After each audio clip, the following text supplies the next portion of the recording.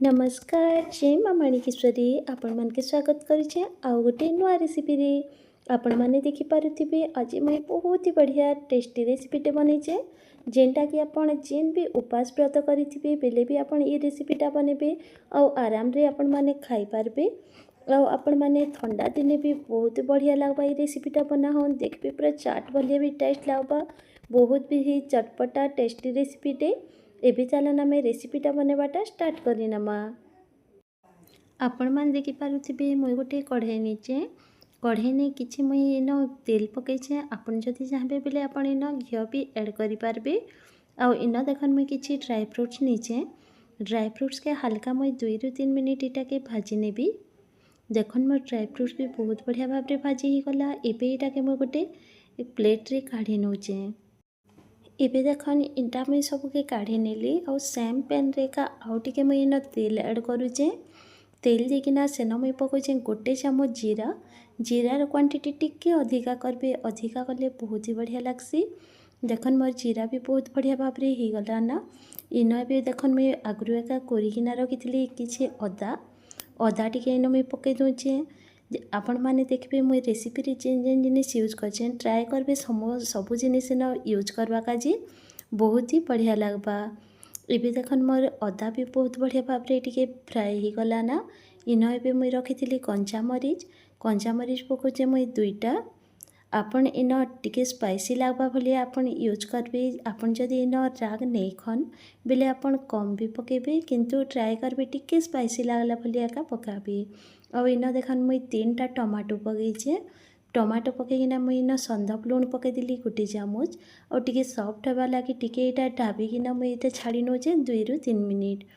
आपण मान देखि पारुथिबे बहुत ही बढ़िया भाव में मोर टमाटो भी सॉफ्ट ही गला ना एबे देखन मुई जेन सिझेकिना रखिथिले इटा आलू के इन मुई पकई नौचे इटा के टिके भल भाव में मैश करिनमा देखन मोर आलू भी बहुत ही बढ़िया भाव में मैश ही गला इन एबे मुई पानी किछि ऐड करि नौचे इन मुई पानी गोटे ग्लास नौचे पानी देखन मोर आलू भी बहुत बढ़िया भाव में मिसी गला ना पूरा भल भाव में मैश भी ही गला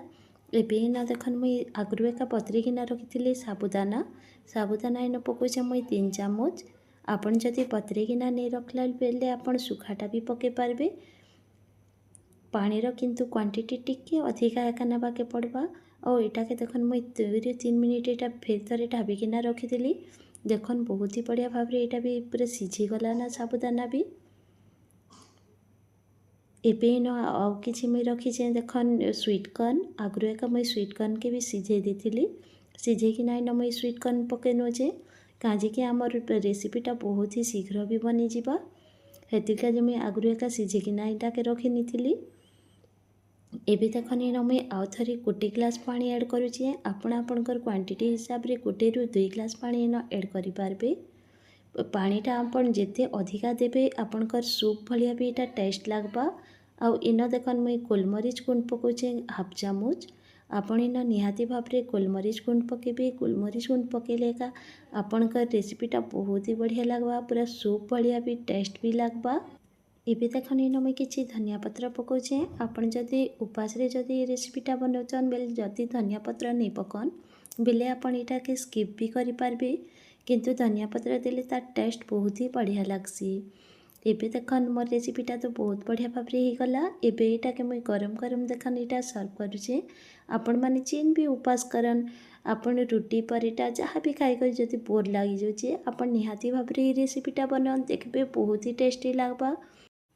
एबे आमे इन टिके ड्राई फ्रूट्स ऐड करिनामा आउ काटी थिला किछि